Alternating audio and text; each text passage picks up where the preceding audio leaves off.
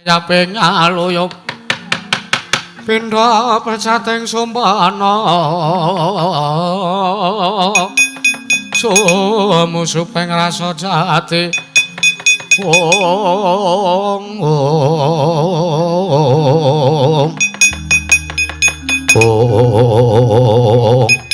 tan kawusa ing manjing tumbi sanggan sangarum kena gandaka capur sangger kena pati harus sengkuni nampi dawuh saking nata ing astana Sang Prabu Jaka Witara ngawi sangyaning para sata Kurawa wonten samadaning alun-alun negari Ngastina watak wantune wong jahat sowan kapiji dening Sang Rekana Pati harus sengkuni pating ketandhap pating pencilak kaya malih golek dalan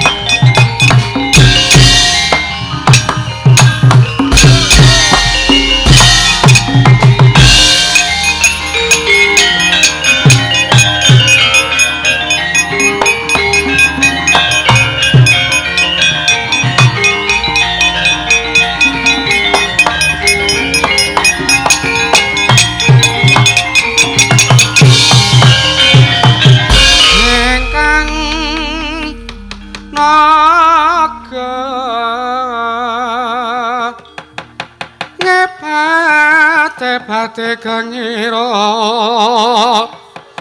rekalane one nakamakikian kumambang katonku mamang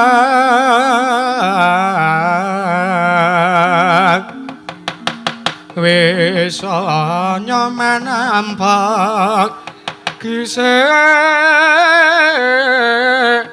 manao cikro marang risang bayu siwi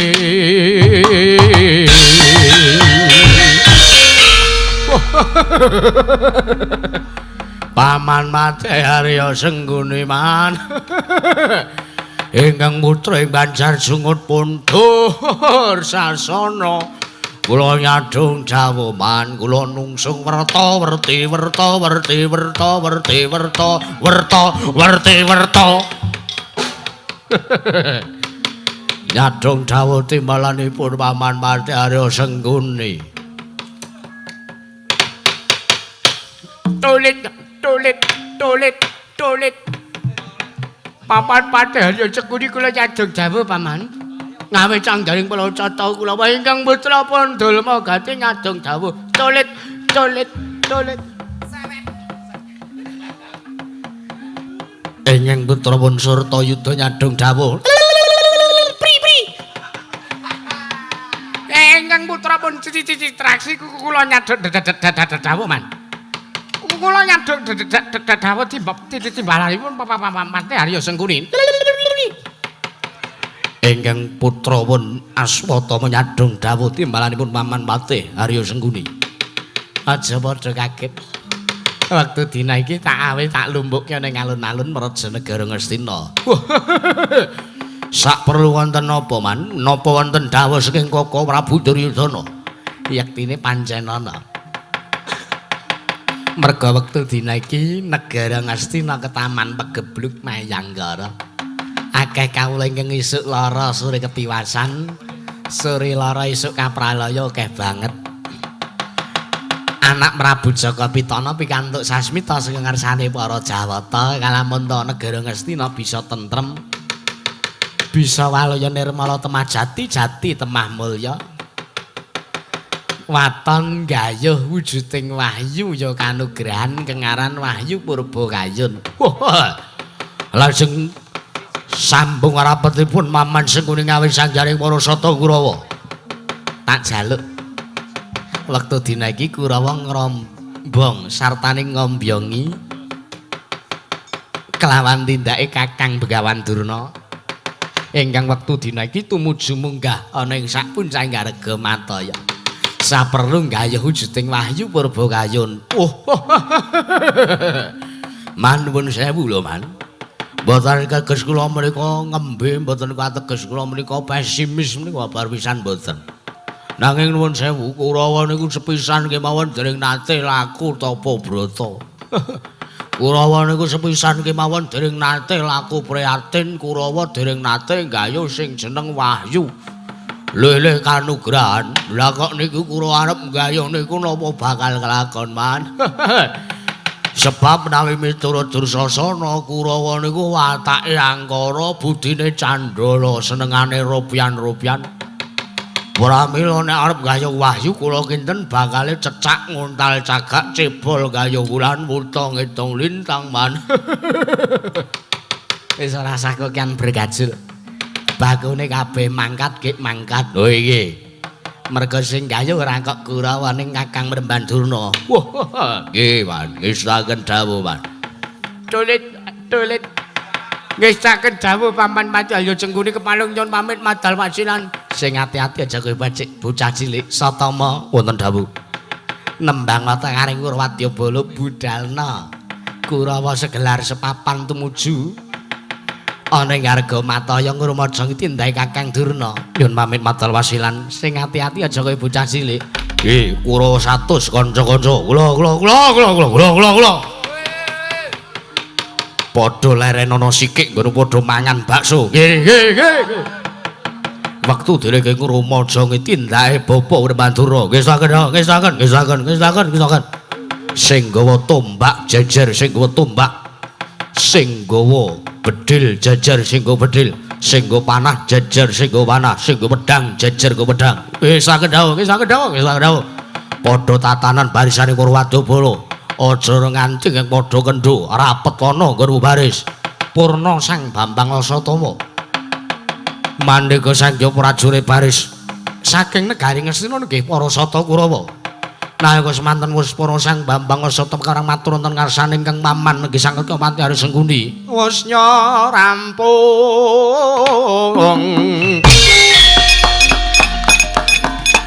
Sang Satama genya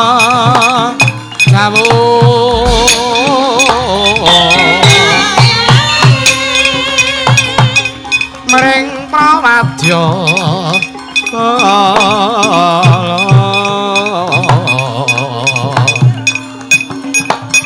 wis katata lan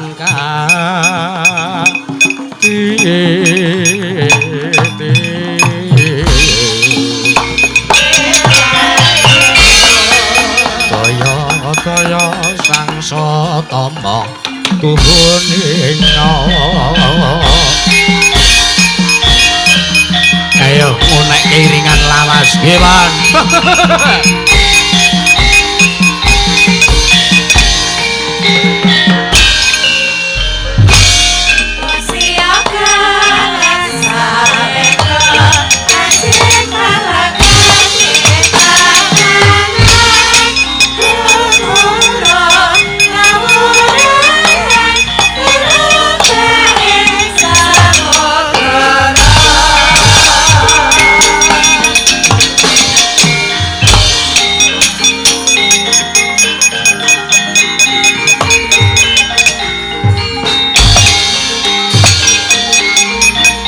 Wah, cenangan.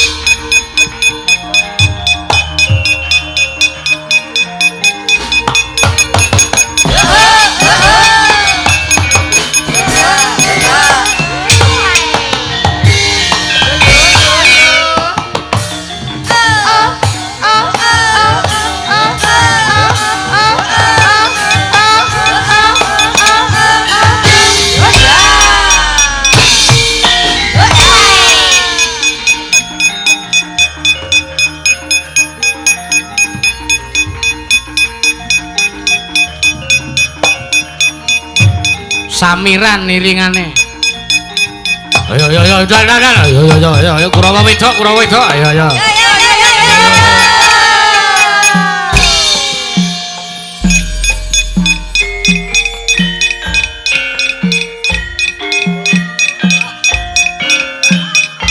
Ayo bayem tur ora sida samiran.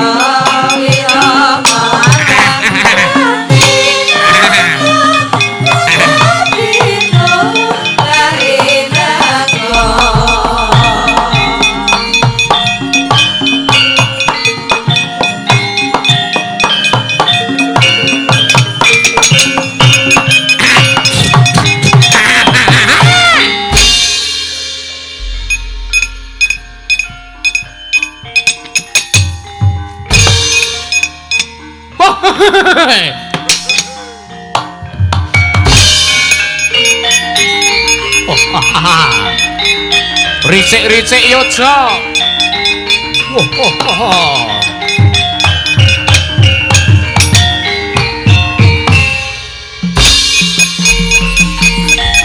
Wah, Banyumas.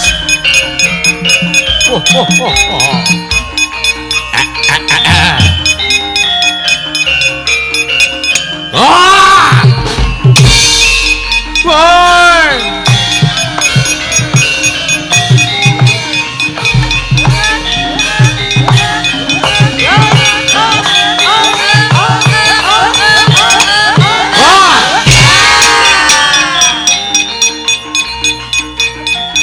Oh!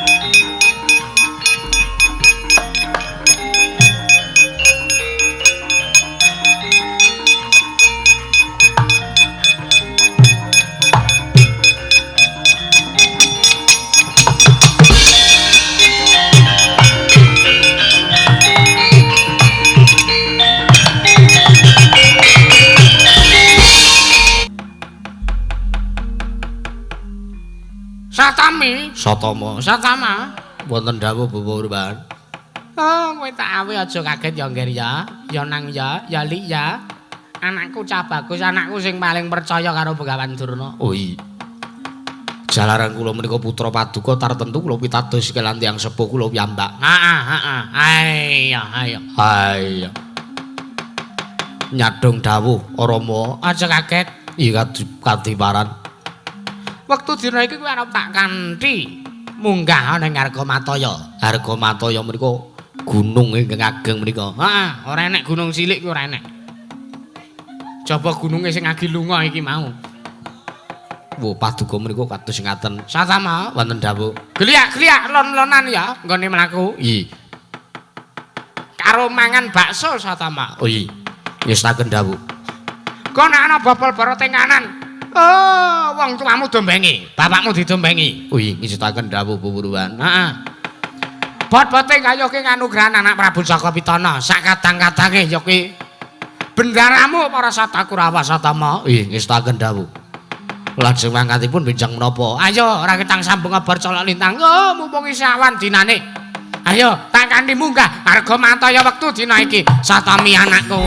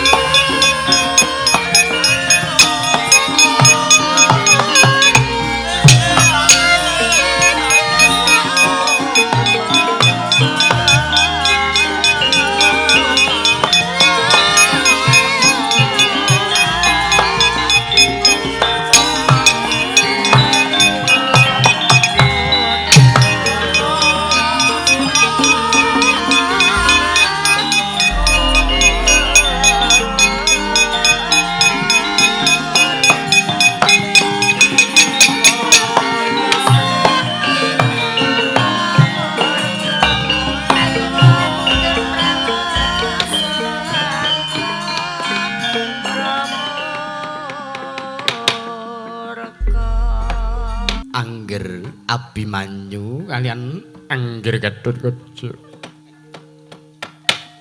Siwa Anoman ana wigati apa?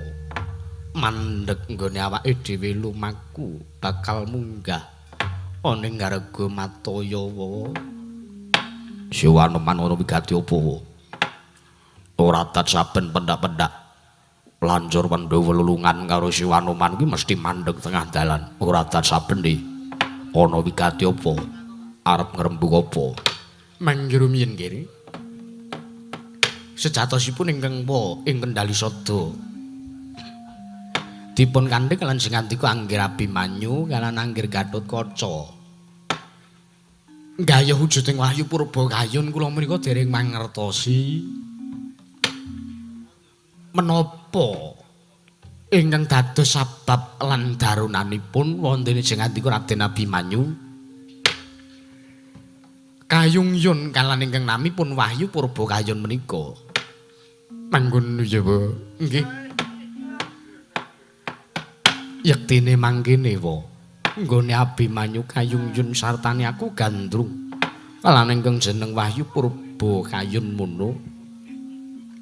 Yektine aku mesake marang kanan ana ing praja negara ing Ngamarta. Lho, mesake liripun kados pundi nggih? Ya mesake sebab wusana telung candra ari kalungguhan iki negara Ngamarta ketaman pagebluk Mayangkara. Sartane tetanene sangyaning para kawula ning praja negara Ngamarta padha gagal panen. Mula kang saka kuwi ndak arsa nggone Abimanyu duweni niat aku kepingin nggayuh wujuding kanugrahan kengaran Wahyu Purbakayun iki ndak rasa bakal bisa ndadake sarana paluyaning praja negara Ngamarta ing ketaman pagebluk Mayangkara sartane panene para kawula negara Ngamarta ingkang padha gagal wa mangkono ya Bu. Ya jagat pangestu ngora wayah Bathara jagat. Mboten kinten babar wisan. Ning atasipun jeng andika Raden Abimanyu menika tasih mudha tumaruna. Jeng andika menika generasi milenial. Teka ngatosaken tuwin gagas kalian perkawis kaprajan. Kamangka nuwun sewu. Limrahipun ingkang gagas dumateng perkawis negari menika namung tiyang sepuh. Lah menika jeng andika Raden Abimanyu, angger Abimanyu nggadahi niat, nggadahi tekad kepengin maluyaken praja negari Ngamarta ing Taman Pagebluk. Wah, kula remen sanget nggih, kula remen sanget. Iya ngaturake panuwun ingkang tanpa pepindhan ya Bu. Dawuh sami-sami. Nanging mugi dadosna ngawuningan. Menika sekedhik namung kagem pangertosan, menika sekedhik namung kagem seserepan. Mbok bilih mangke wonten telenging marga nalikanipun jeng andika Angger Abimanyu nggayuh wahyu nanging wonten perkawis ingkang ewahi-wahi teges mepalangi anggen jeng andika Raden Abimanyu kepengin gayuh wahyu Purbakayun menika. Banjur apa wa sing arep mbok ngendikake ana ngarsane anak wing Tanjunganom apa? Lah ngaten sekedhap kula tak matur. Sing jeneng kanugrahan mono kapirang dados perkawis. Tur kanugrahan menika mboten sedaya sae. Kanugrahan menika mboten sedaya becik. Mboten saben-saben kanugrahan menika saged dipun wastani kanugrahan ingkang menika wonten daya kekiyatan ingkang saged mahanani tuwin murakabi ingkang nampi kanugrahan menika kala wau. Ateges kanugrahan menika ugi wonten kanugrahan ingkang awon, kanugrahan menika wonten ingkang damel cintraka. Ingkang tegesipun inggih menika setunggal. Wujudipun tuluh, ingkang namipun tuluh menika peranganipun ngilmu ireng. Tuluh menika wonten peranganing santet, teluh, guna-guna lan sak panunggalanipun menika namipun tuluh. Menika kanugrahan ingkang boten sae. Ya pancen bener sedaya perkawis sing wonten ing alam Madyapada menika menawi dipun taliti tartentu wonten perkawis ingkang saged ndadosaken pamecut tumraping manah supados nindakaken kewajiban ingkang minulya nindakaken tumindak ingkang becik tumuli nilaraken tumindak ingkang angkara budi candala nanging mugi dados ning kawuning mugi dados ning kawuningan ingkang nami utawi ingkang kapirang tuluh menika mboten sae menika kirimanipun tiyang tuluh menika sanes kok ngarsaning Gusti nanging tuluh menika dipun wiwiti saking wong-wong sing ora seneng. Mangkono ya wa. Nggih. Kadangkalane santet menika saged dipun sebaraken, saged dipun ginakaken lumantar unjukan. Menika santet. Mangkono ya wa. Lah tumuli ingkang angka kalih menika wonten ingkang nami pulung. Pulung menika ugi wonten pulung ingkang sae, ugi wonten pulung ingkang awon. Kayata dene pulung ingkang sae menika kaya pulung ratu, pulung lurah, Pulung dagang lan sak panunggalanipun menika kanugrahaning lair. Pulung menika kanugrahaning lair. Teges sak sampunipun titah menika nampi pulung ingkang sae kayata dene pulung ratu lan sak panunggalanipun menika teges bakal tentrem lan minulya lairipun nanging dereng kantenan batinipun. Menika pulung ingkang sae. Lajeng pulung ingkang boten sae menika menawi wonten daerahipun ingkang woh ing Kendali Sada menika wonten ingkang nami pun pulung gantung menika nggih. Pulung gantung. Nggih. Kuwi ora ana ning kene ora ana wae. Lah pramila menika pulung gantung menika wontenipun namung pertapan Kendali Sada, wontenipun namung wontening laladan Gunung Kidul mriku. Menika pulung gantung. Pulung gantung kuwi tegese. Pulung gantung niku sok sapa sing ketibanan pulung niku teges dheweke bakal ngendhatali murda, bakal inggih menika gantung. Cara caranipun mekaten nggih. Pulung gantung. Nggih, lajeng ingkang pungkasan inggih namipun Wahyu. Lah Wahyu menika saking ngersaning Gusti menika mboten saged dipun duwa. Menawi Wahyu menika sampun gadhahi karep tuwin tekad kepengin manjing wonten angganing salah satunggaling titah, mboten saged dipun selaki Wahyu menika mesti manjing. Lah pramila nuwun sewu gandeng sing kandika Raden Abimanyu menika satriya ingkang ato tekan ati suci pepayung budi rahayu. Pramila kula menika yakin nggih, kula menika yakin menawi sak mangke minggantening sak pucahing Gargamataya menawi jengandika Raden Abimanyu ngeningaken cipta mesu budi ngeningaken babana sanga tartentu kula kinten sak mangke Wahyu purba kayun badhe jelek manjing wonten anggo jengandika Raden Abimanyu. Iya wa yen mangkono malah ndak kanthi uga wektu dina iki ayo budal munggah ning sak pucahing Gargamataya. Ya wa ora sasuwe-suwe digelak wancine dikiki mangsani munggah ning sak pucahing Gargamataya. Ih mboten ketang sambung baca intang tumuli monggo kula dherekaken ayo tak derek kelon-lonan geliak-geliak nggone bakal gayuh juting Wahyu purba kayun Jawa. Mangkono yo.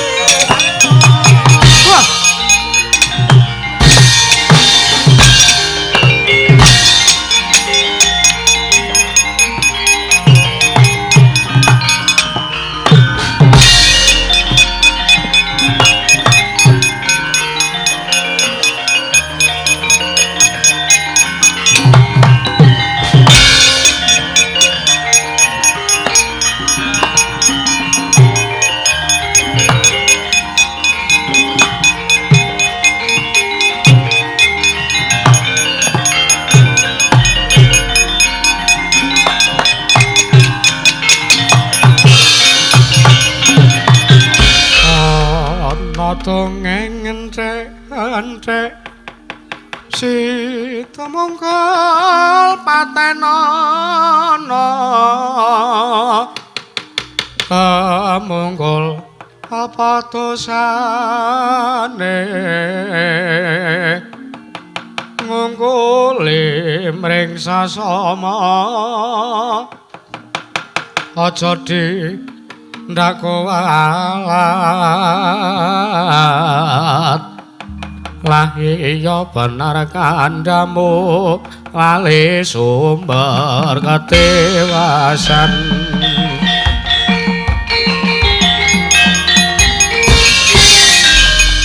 wala menungso ora tatanan ora pangling munyuk putih Anoman nggawa laron sepirang-pirang kaya ngene iki nek sing keplenet marake kelir dadi ireng-ireng ya kaya ngene iki ora apa-apa sesuk dikumbahke wong iki ya kedawan medune ayo sisan dilongi iya Anoman mapan ana ing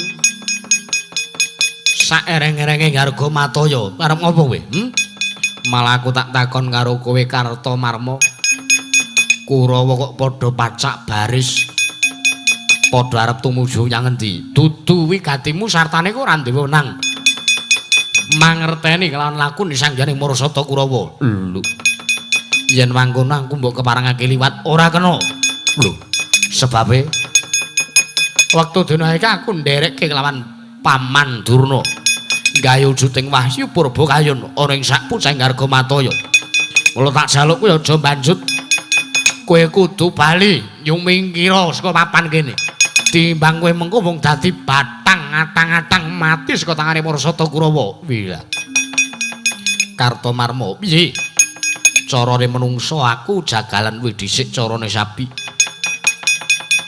carane menungso ya kudu mbok sembadani yen to aku budi sembadanana yen to bangga rampungana oh kowe nantang perang iya pancen kepara nyata Blaka Suta wae Kurawa iku ndak-ndak ketemu satriya ngendi wae mesti nantang perang mula sadurunge kowe nantang karo Anoman aku tak ndhisiki nantang karo kowe ya nek pancen arep nantang karo Kartomarma ya Anoman onong paran aja minggat lena pangindiamu candhak siramu wantem dadawane kemarganing patimu Singalena Prateng Lalis Kartomarma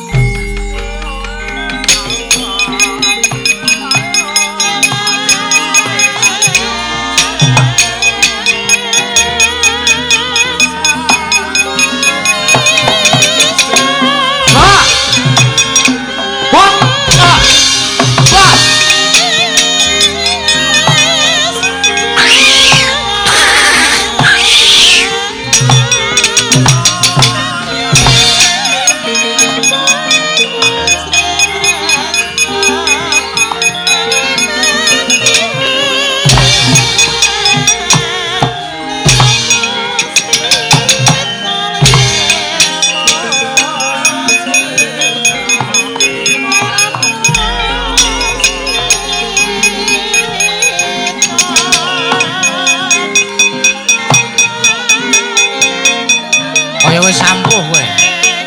Ayo maju.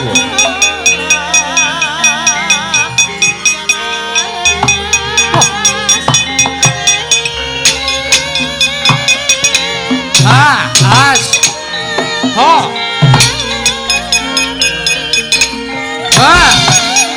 Ayo. Ayo. Munyok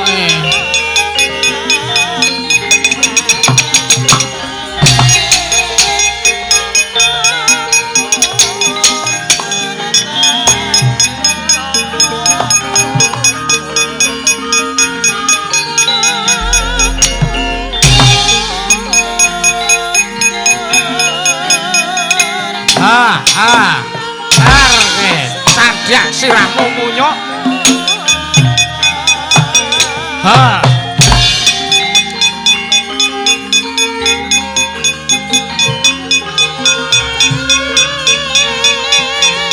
Pepes tangane. jar nah cagak sirahmu Karto Marmo par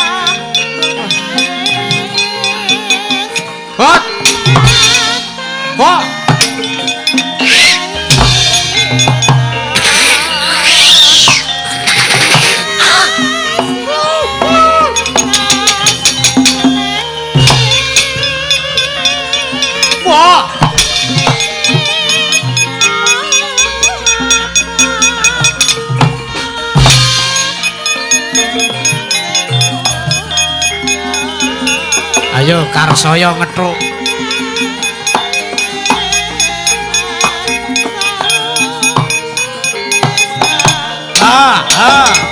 Jar. Wah. Menteleng kaya bandeng, aku munjuk kudu bandeng. Wah iya.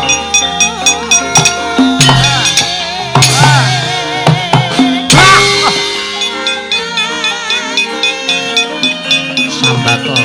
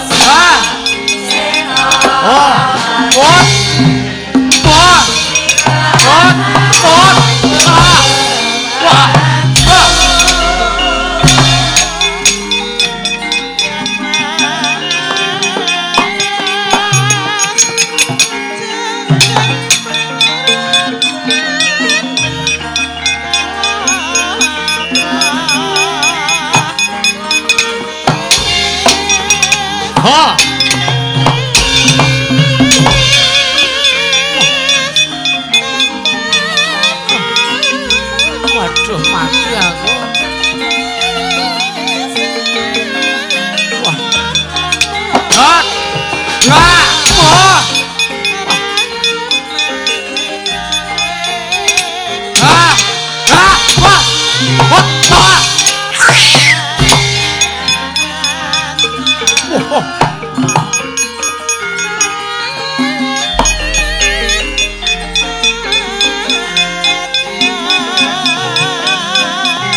Pendange cilik awake gedhe.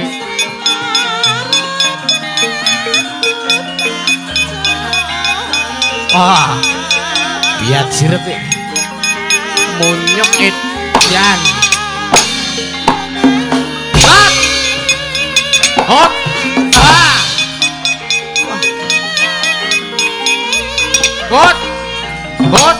Hot. Hot. Ah. Jam. Oh. Ah. Ah. Mati aku sambato kan. Panggal tayone wah. Ampuh kowe man.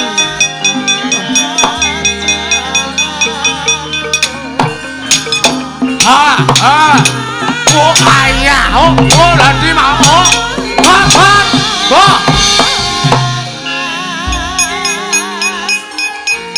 Kowe kaya ning kono.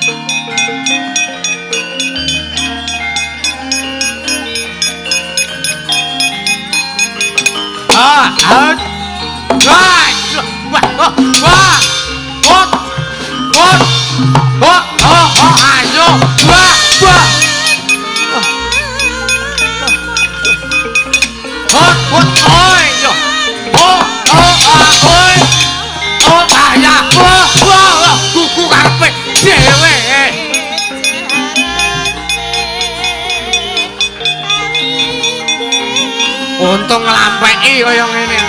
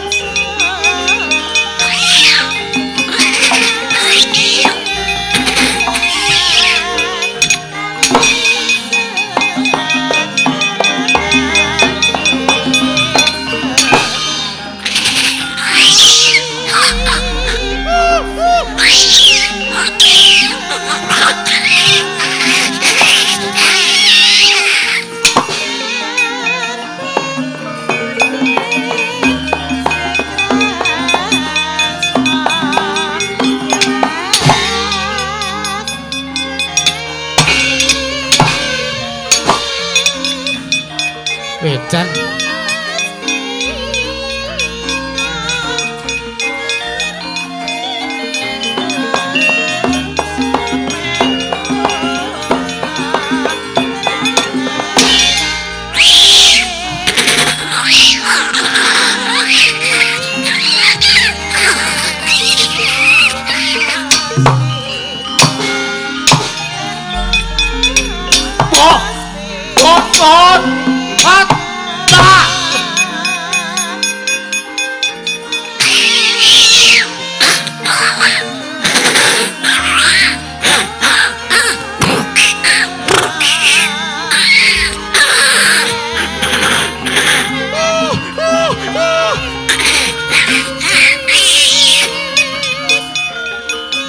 wah mungsuh munyuk maka dolan ning kebun binatang kacang arep ora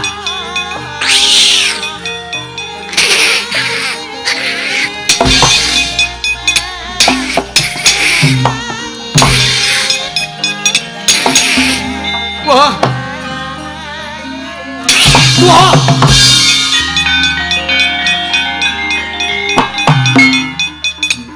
Woi.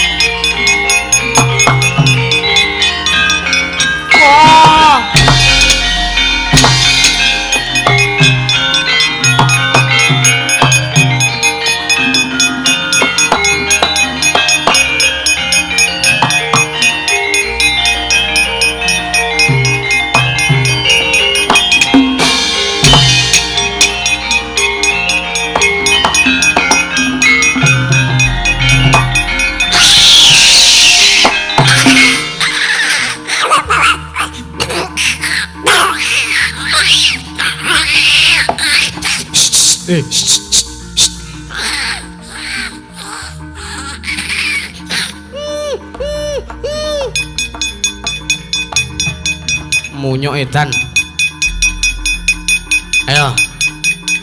Mungsuh Surtayuda.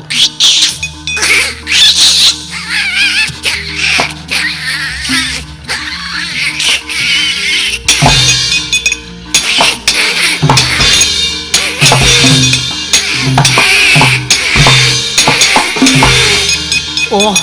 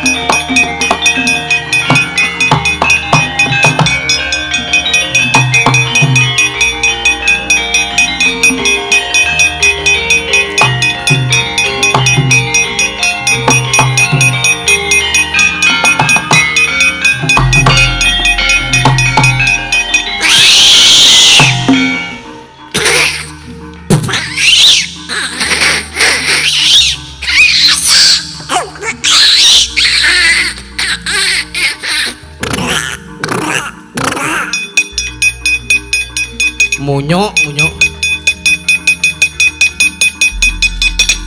Oh. Oh. Oh.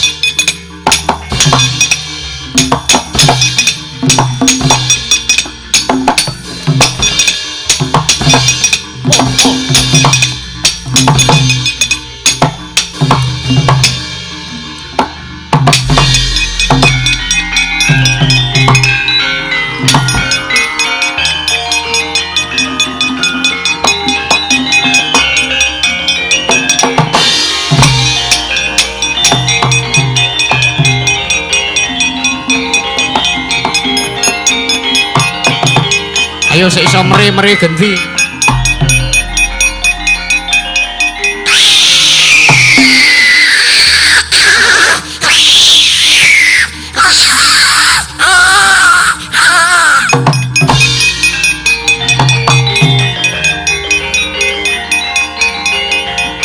Mati kowe. Mati kowe. Oh.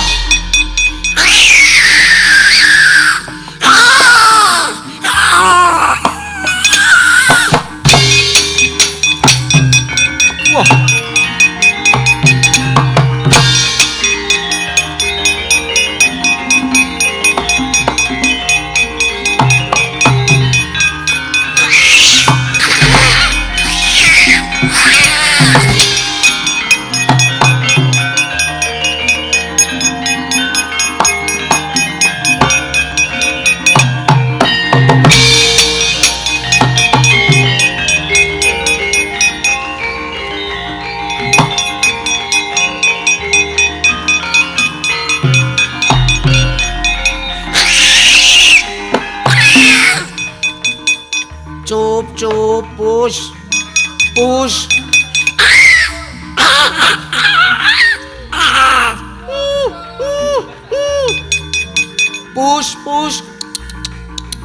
ngeong. Bela. Dineng-nengi kok. Tak los-los siramu. Bela.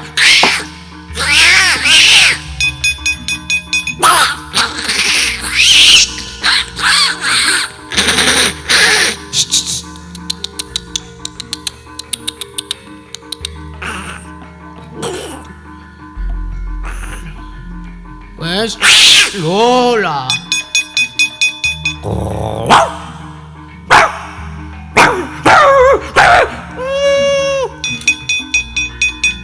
Jal we.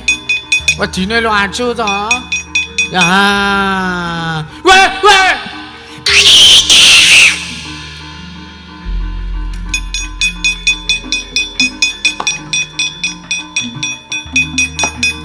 Kok mebebaya aja to ki. Mucuh kewane kok angele dicepet ae. Wong catus mucuh kewan siji kok kalah. Weh. Ya. Wah.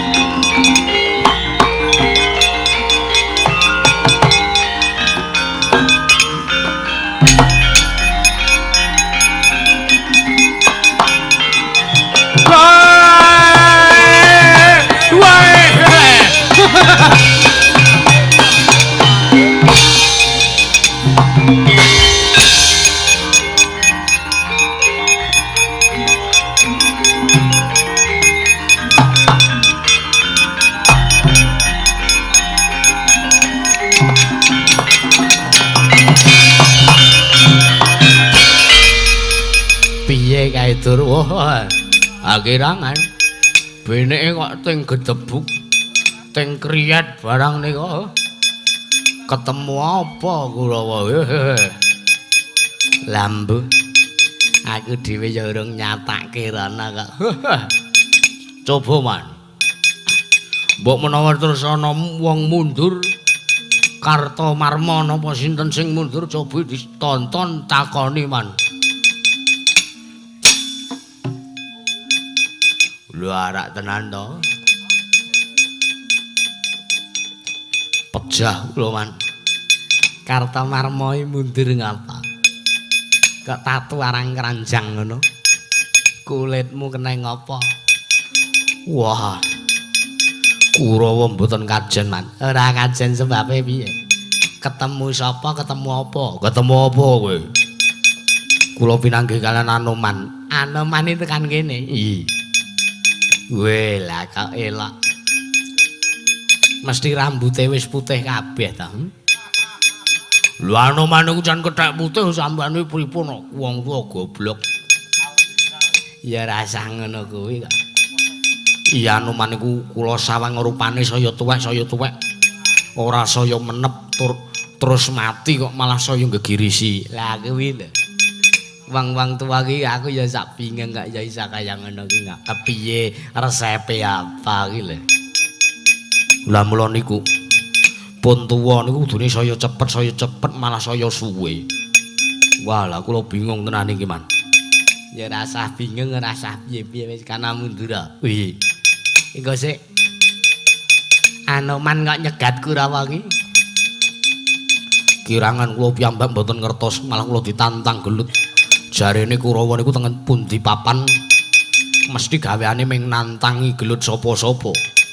Pramila saderenge kula sing nantang mriku malah nantang kula riyen man. Wah. Ya ora mokal Kurawa ki wonge watake uraan. Lha iki. Ngono mundur ngono. Ora kajen lele. Wong 100 nyekel munyuk siji kok kerepotan. Gendi liyane iki. Kira-kira enek nek ora iki sing arep mundur enek nek ora iki. Wah. Pejah lho, Man. Serta Yudha ya mundur saja. Rejah rajih kaya ngono. Ih. Mengsah Anoman. Wis reti aku. Beneke meri saka kene krungu kok. Iya, Man. Wedan. Niki, Man, kuping kula niki, Man. Niki rak bolongan tindik to waune, Man. Niki pun meh buntet malah dadi ombo melih. Wah, kuwi mengkari tonehi laker. Sampeyan ku senengane kaya ngono. Wis kana minggir. Kula sumanggake, Man. Wila. Kurawa niku menungsa mungsuh kewan kok mboten kajen. Nembe niki, Man. Biasane sok-sok kewan niku ditonton teng kebun binatang. Malah niki kewan kebun binatang gawe dolanan wong we. Pejah kula, Man. Satama mundur ya kalah. Iya, Man, kula kawon, Man. Wis genah, kethek iki ra iso. Jaran iki ra iso menang mungsuh kethek. Jaran-jaran. Sampeyan kok atos timen. Wis kana tuku rokok jaran. Maksude Mustang. Kula pun salin jarum super, Man. Mustang niku menggo selingan. Oh ya kana.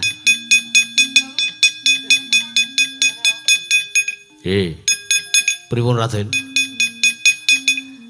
Wayang wis 12 Bro. Nggih, sampun pangestunipun sampun. Kirang gapit, gek yoso gapit to. Dalang kok kere matamu kuwi. Iki agi golek padake. Wah, gerobake agi rampung le ngangsur kok ora. Pejah kula, Man. Wang bana keling. Tatonan tok kalahan. Lho, sampean aja ngece lho. Arepun kula tatonan kaya ngoten nek kula maju perang kalah, ning kula nek ngethuk tetek, Man. Alah. Kayak kana ngarita kana. Ora senengane kan. Wong tuwa aja klewo-klewo, aja sak geleme dhewe ucape. Aku ki reti, aku ora arep maido lehmu kowe wani karo wong tuwa aku ora maido. Wong gerang tok waneni, wong gerang tok paido. Wah. Nek cara aku lho. Nek cara aku iki wong nek maju perang ning rajegos perang terus le perang kalah ki aku ora sudi aku isin nampa amplop nek kula mboten nampa nggih nampa ngoten mawon dadak isin-isinan barang padake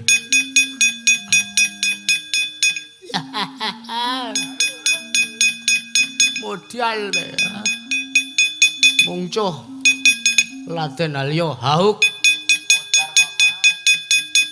Derdun kowe kok mundur resik awakmu resik Man kok iso kowe ora tatu kaya liyane mboten lah piye Nun piye aha kok mengguyu jelasno to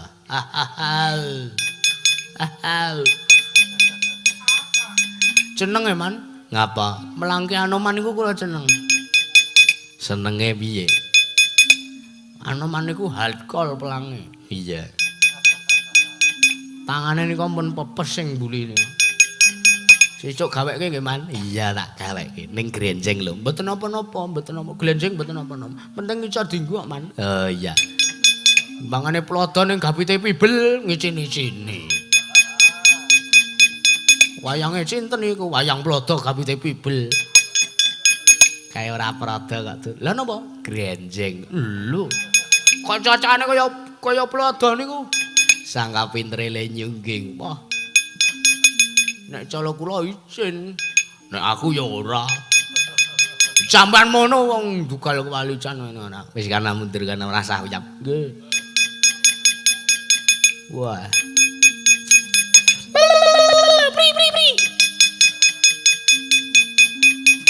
Warna. Si traksi mundur. Mundur man. Wela.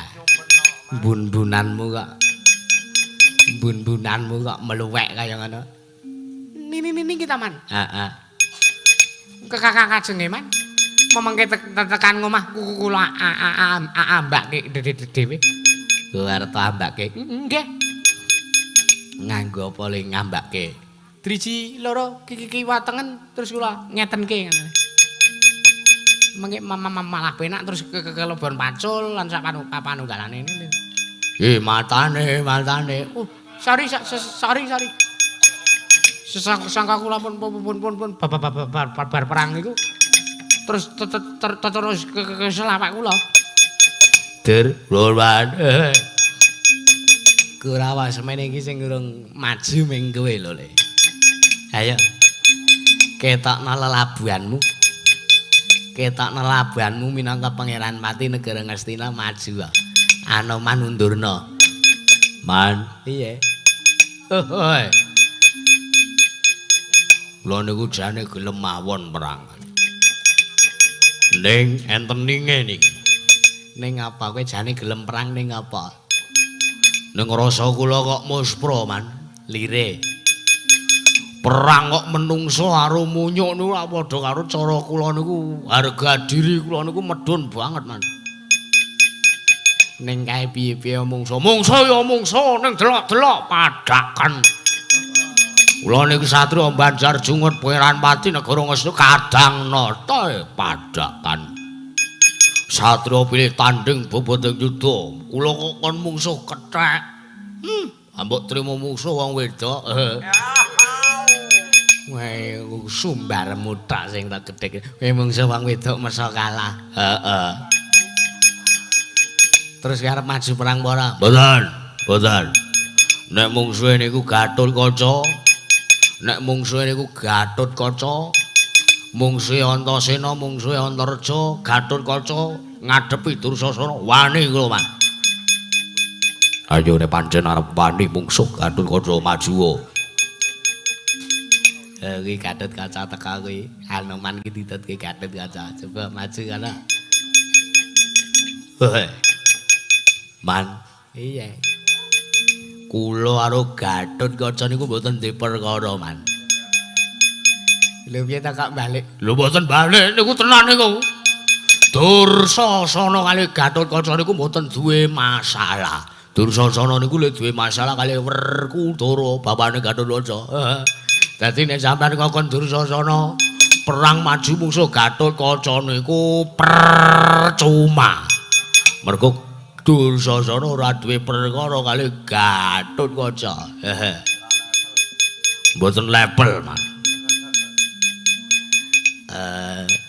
Mau jare kowe sageh nek musuhe Anoman kowe moh kewan tanding karo menungsa. Nganti kaya ora ana menungsa liyane wae.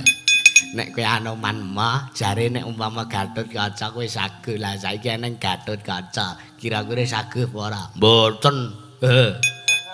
Kula ora duwe masalah kali Gatotkaca kaman. Mau jare sago. Niku rak mung sak niku nek umpama, nek kula mboten sago.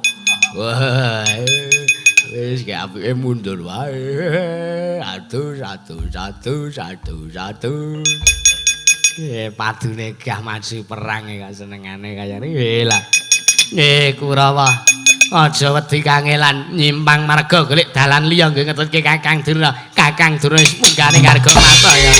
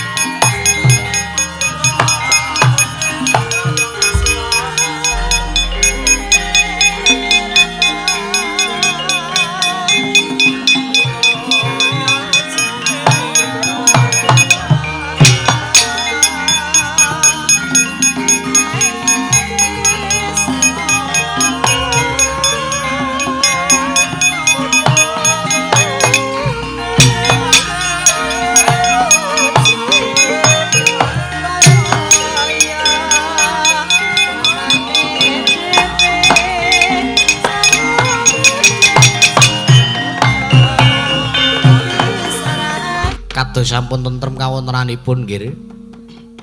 Iya Siwanoman ngaturake panuwun. Abimanyu lagi wae arep njumangkahake suku ngumrembyake asta. Malah Kurawa wis digasak entek karo Siwanoman. Semono uga aku wae. Aku lagi wae arep nyamber ndase Kurawa malah urung kelakon. Kurawa wis malah padha nungsangkuya numbu bentus. Lah mbok sampun to nggih kajengipun. Ora kula kuwi mesake. Ragane sampean ki wis tuwa. Ragane Siwanoman kuwi wis ora kaya Dek Enom. Gurungku nek kumat boyoke. Mboten napa-napa kok. Mboten napa-napa. Ming rada kumat sithik kok nggih mboten napa-napa kok. Lah rak tenan to. Mboten napa-napa yakin niki iso nggo mlaku. Sak banjure piye babakan nggone awake dhewe munggah ning Arga Matayawa. Nggih. Ana dawuh mopo? Mestinipun menawi liwat marga ingkang menika tasih dipun tenggani dening para Sata Kurawa keparengi Siwanoman piye? Monggo kula kanthi ngambah dirgantara nyimpang marga tumuju wonten ing sapucing Arga Mataya. Ngono ya prayoga. Nanging kepiye kahananku aku ora iso ngambah dirgantara, aku ora iso mabur walan iku. Pripun angger Gatotkaca? Bimayu wonten dawuh Kakang Mas. Aja kuwatir, manjing Kanjeng gulungipun Kakang. Mengko aku sing sumedya nganti kelawan Dimas Abimanyu munggah ngambah dirgantara munggah ning sapucing Arga Mataya. Abimanyu. Malat mara sang bagus. Asmunira kang kamanungsan kasrepanti kaing mungsu.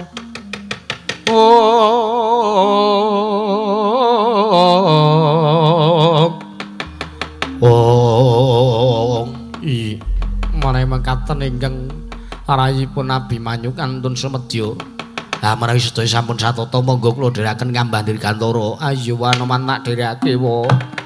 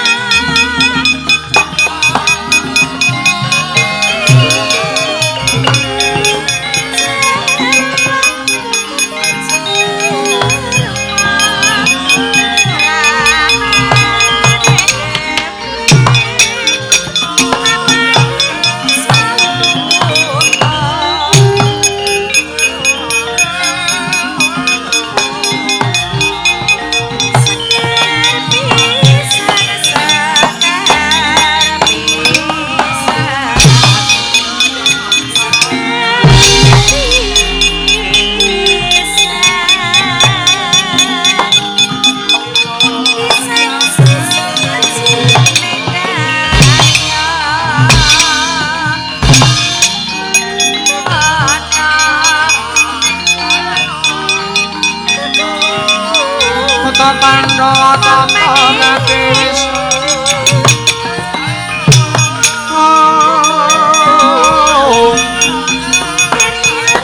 Indriyaksa Maruta Pawana Dono Maragana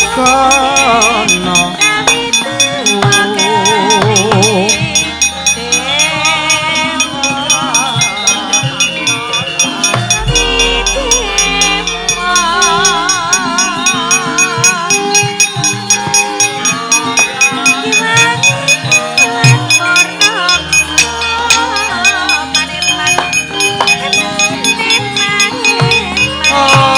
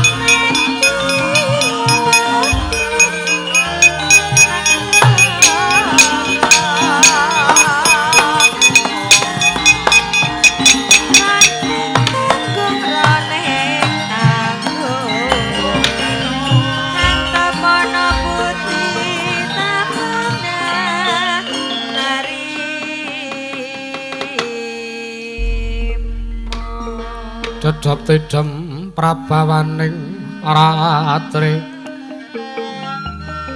sasatara wus manjar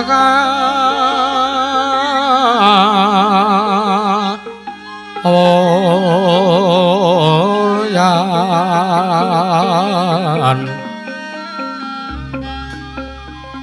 tan kuciwa memanise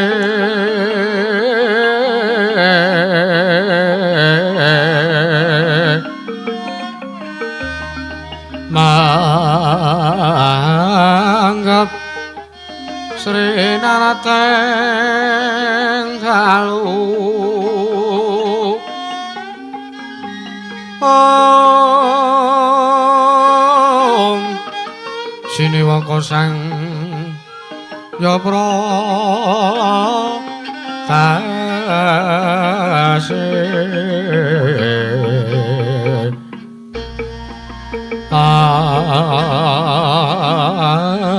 gelar neng cakra wala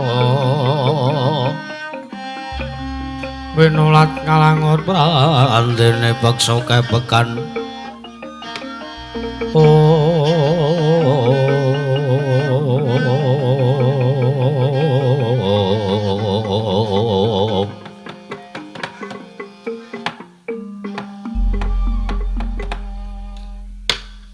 Wong tetiang kaloro Dramaspati Raja Dewaku sedhe selikur dina.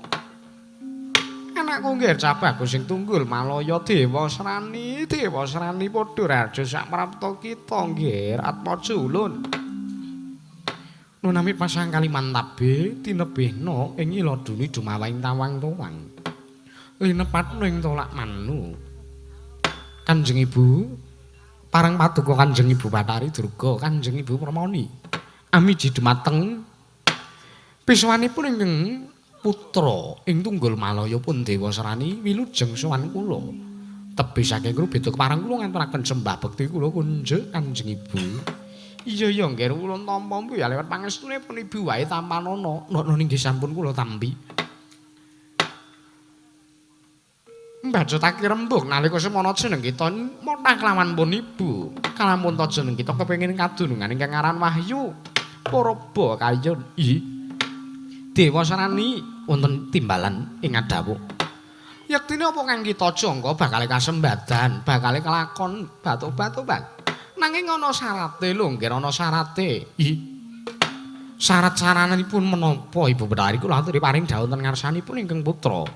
Syarat-syaranane jeneng kita bakal kelakon gayu wujuding Wahyu Purba kayun maton kadangmu ya panengah Pandaya pamadya Pandhawa sing jeneng Janaka tekaning mati mula kang saka kuwi aja walang ati ya nggih jeneng kita ya pancen bener kita kuwi putra dewa kita kuwi kalebu atmajane Wang Pikulun Manikmaya nanging jeneng kita uga kudu gayu sartane kudu budidaya anggon kita kepengin gayu wujuding Wahyu Purba kayun aja mung enak-enak kapiyenak lho nggih mundhak mengko mboyan dadekake prayoga yen to jeneng kita wis kelakon gawe wujuding Wahyu Purba kayun lho nggih Dewasrani Sang Hyang Tata kalana kalatakut maringkut Syungnya kang mawingis-wingis mawingis-wingis Kura rupa reka kiri-kiri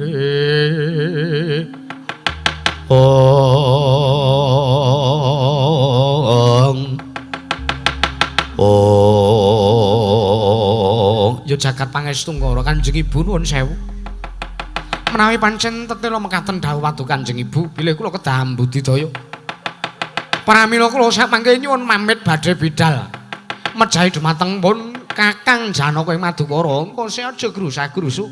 Aja grusah-grusuk. Jeneng kita kuwi mbok ya ulun dawuh supayane mateni kelawan Janaka. Mengko pun Ibu ingkang mateni kelawan Janaka. Lajeng sak mangke kula kedah kados pundi? Jaga-jaga kanan ya nggih mbok menawa mengko pun Ibu ketemper yudane. Jeneng kita ingkang maju ning pabaratan mekaten Kanjeng Ibu. Iya. Lajeng mangkatipun ingkang putra menjang menapa mboyake tang sambung basa lintang Wektu dina iki pun ibu bakal nyaketi kelawan pamenengah Pandhawa ya Raden Janaka nanging mbuh ya kanthi wujud Betari Durga. Nanging pun ibu bakal wujud pendhita tuwa. Peparap Resi Herawana Dewa Serani.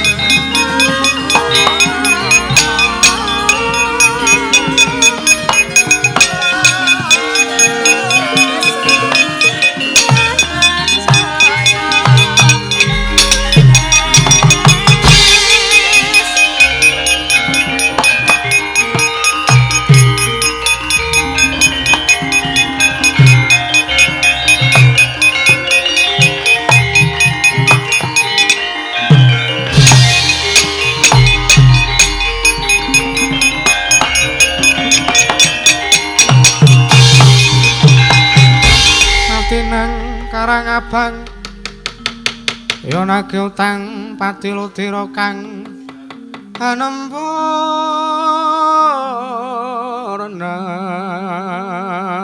nambur yeka siji triwata manunggaling rasa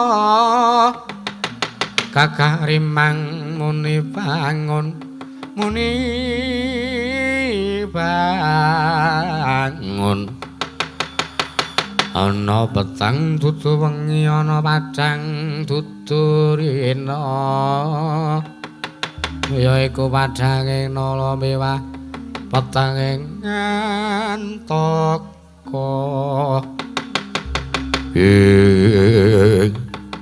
yen wis wujud kaya mangkene Janaka ora bakal mangerteni lawan sapa ta sejatine Begawan ya Resi Herawana.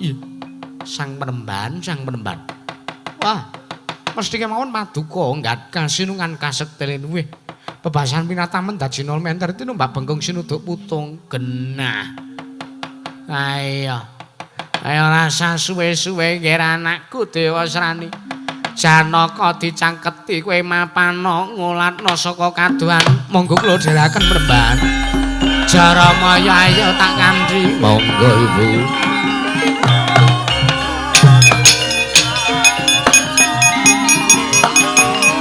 Tolit, tolit, tolit.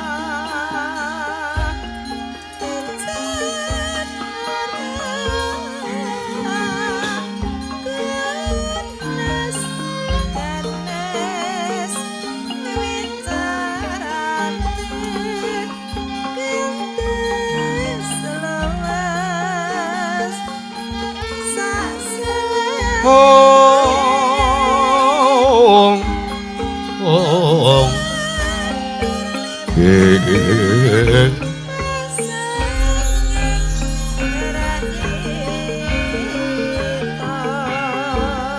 samate ingsun tumiling ngangolate